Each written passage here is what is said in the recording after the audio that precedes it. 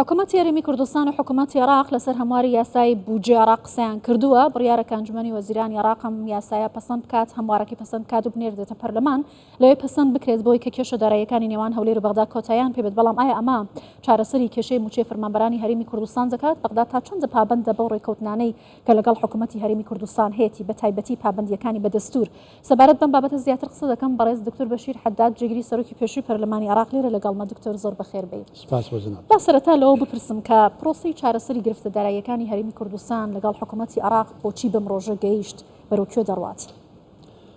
سەرەتا سڵاو لە جەنابەت، سڵاو لە بینەرانی کەناڵی 24. بەڕاستی ئەم کێشەیەکی بەردەوامە و کێشەیەکی زۆر لە مێژینەیە. ومێد دەکەم ئەم جارە ئەم ساڵە ساڵی 2024 ساڵی یەکلاکەرەوە و چارەسەرکردنی ڕیشەیی کێشەکان بێ. لەبەر ئەوە ئەم بابەتە زۆری خایاند و خەڵکیش ئەو توانایە نەما و من پێم وایە حکوومەت هەرێمی کوردستانیش ڕاستە زۆر ئارامی بەخۆ گرتووە، زۆر سەبری گرتووە، بەڵام ئەم ئارامگرتنەش سنووری خۆی هەیە، ناکرێ بەردەوام بێ بۆ حاڵەوان ئەوەمان لێ بکەن. بەڵام ئەم جارە هەندێک ئاماژەی ئەرێنی بەکارەکەیەوە دیارە، ئەویش لە ئەنجامی سەردانی بەڕێز سەرۆکی هەرێمی کوردستان بۆ بەغدا و سەردانی سەرۆکی حکوومەت لە ساڵی ڕابردوو و سەردانی شاندی حکوومەت چەندین جار بۆ بەغدا. ئەمانە بەڕاستی کاریگەری خۆی هەبووە لە بەرەو پێشبردنی لە ئەو ئاماژە ئەرێنیان. ئاماژە ئەرێنیەکان ئەوانن کە ئێمە تەماشا دەکەین لە ساڵی پار کە بڕیادرا 700 ملیاری بێ. ئەم بڕیارە لە ئەنجومەنی وەزیرانی فیدراڵی زۆر بە زەحمەت تێپەڕی، ینی بڕیاری 700,000ەکە تقریبا ینی بە زۆری کرا 50 زائیدیە گەڵا بڕیارەکە دەرچوو و بڕیاری جواب بوو کە 4 بێ، بەڵام بووە 3 ئەمە ئەم جارە ئەم بڕیاری 680 ملیارە ئەمە لە ئەنجومەنی وەزیرانی فیدراڵی بە کۆی دەنگ پەسەند کرا، یعنی هیچ ناڕازایی نەبوو. بۆی ئومێد دەکەین کە ئەم جارە و هەموو لایەنە سیاسەکان ئەوانەی کە سەرۆکی هەرێمی کوردستان چاوی پێکەوتن هەمویان کۆکن لەگەڵ ئەوەی کە دەبێت ئەم بابەتە چارەسەر بکرێت و ئەم بابەتە لە ململانێن سیاسەکان دوور بخرێتەوە. باشە دکتۆر، ئاماژەتان بەناردنی و بڕەپارەی کرد کە حکوومەتی بە عێراق دەینێرێت، بەڵام ئەم کوژمەیە بە قەرز دەدرێت هەرێمی کوردستان و بڕیارە تا کاتێکە یاسای بودجە هەموار بکرێتەوە بەم شێوازە بەردەوام بێت. پێتان وایە یاسای بودجە هەموار بکرێتەوە ئەم کێشانە چارەسەر دەکرێت؟ ئەم 680,000 قەرز نییە، ئەمە وەکو تەمویلێکە لە ضمنی 1/12 بیزانەیە دێکە بۆ هەرێمی کوردستان لە نەفەقاتی فعلی لە ئینفاقی فعلیەکی ساڵی ڕابردووە دێ. بەڵام ئومێد دەکەین کە ئەمە دوا بڕیار نەبێ و ئەمە شتێکی کاتیە تا هەموارکردنەوەی بودجە. ئەم هەموارکردنە نەک تەنها حکوومەتی هەرێمی کوردستان بەڵکو حکوومەتی فیدراڵیش بۆ خۆی داوای کردووە و بۆ خۆشی پێویستی بە هەموارکردنەوەی بودجەکە هەیە. بۆی ئەم هەموارکردن ئەگەر بێ و بڕیار وایە سەرڕێکەوتنەکە وایە کە مەسەلەی موچەی هەرێمی کوردستان لە ناو ئینفاقی فعلی بچێتە جەدوەلی حاکمە.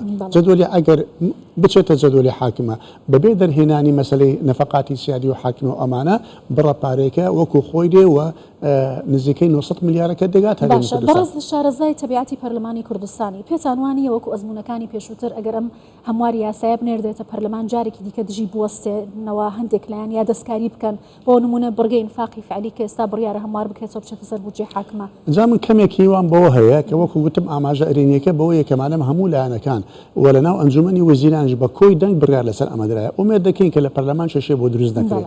ئەگەر لە پەرلەمان ئەم جارە کێشە دروست کرا بۆ ئەم هەموارکردانە بەڕاستی ئەم جارە بەڕای من پێویستە حکوومەت هەرێمی کوردستان مردنیان نیشان بدا تا بە تای ڕازی بن.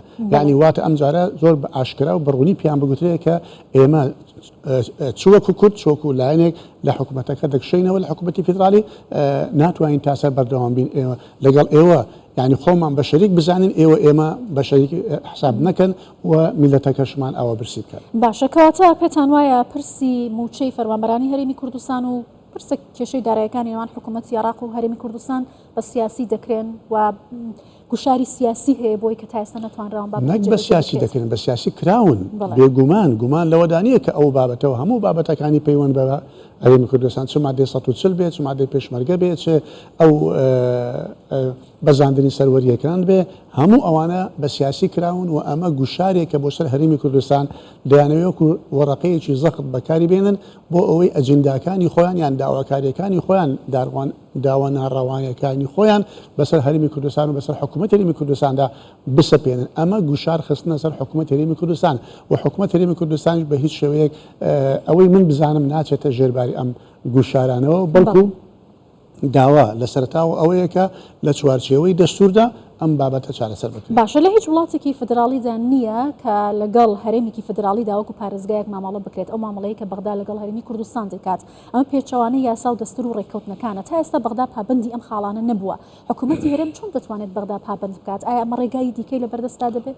ئێمە زۆر زار گوتومانە یعنی ئەوەی کە دیارە لە بەغدا و لە زۆربەی لایەنەکانی بەغدا تا ئێستاش بە عقلیەتێکی سنترالیزم بە عقلەتێکی مرکزی کار دەکەن و نازانم ینی دوور نییە لە ڕاستی ئەگەر بڵێم بەغدا باوەڕی بە سیستمی فیدرالی نییە باوەڕی بەو دەستوری خۆی نییە بۆیە کاری پێناکە و بۆیە کار بە سیستمی فیدرالی ناکە دەنا ئەو کارانەیە ئەنجام دەدێن بالفعل ئەمانە پێچەوانەیە لەگەڵ سیستمی فیدرالی و لەگەڵ ئەو شتانەی کەوا هەر هەرێمێک لە هەرێمەکانی فیدرالیدا مافی خۆیەتی هەمە هەر لە سەرتاوە دیار بووە ئەمە هەر لە 2005 تاکو ئێستا ئەو هیوایەکەوە کورد هەی بووە کە لە 2003 داخلی عملیە سیاسیەکە بوو و عێراق ڕزگار کرا بە هیوای ئەوەی ئەو نەهامەتی و ناخۆشی و زوڵ مستەمانەی کە لەسەر کورد بووە لە دوای 2003 نەمێنێ بەڵام تەماشامان کرد دوای دەستور لە دوای 2005 و تەشکیلی حکوومەتی عێراقی ئەمانە بەردەوام بوو بەڵام بە عقلێتێکی دیکە هەمان کار بەڵام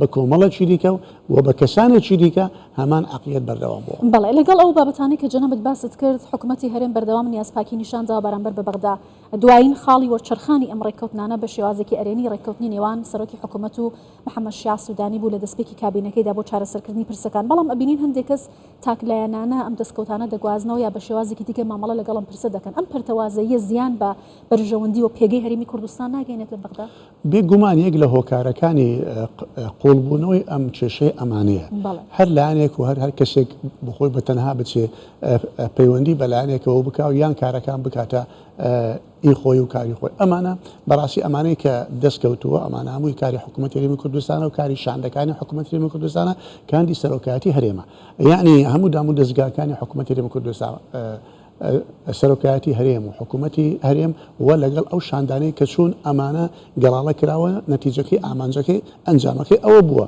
بۆیە ناکرێ هیچ لایەنێک و هیچ کەسێک ئەمە بە هی خۆی بزانێت ئەمە دەستکەوتێکی بۆ میلەتی کورد بۆ هەرێمی کوردستان ئەجا ئەلیف بە سین چێ کردبێتی ئەمە لە کۆتاییدا دەڕژێتە ناو دەستکەوتی هەرێمی کوردستانەوە.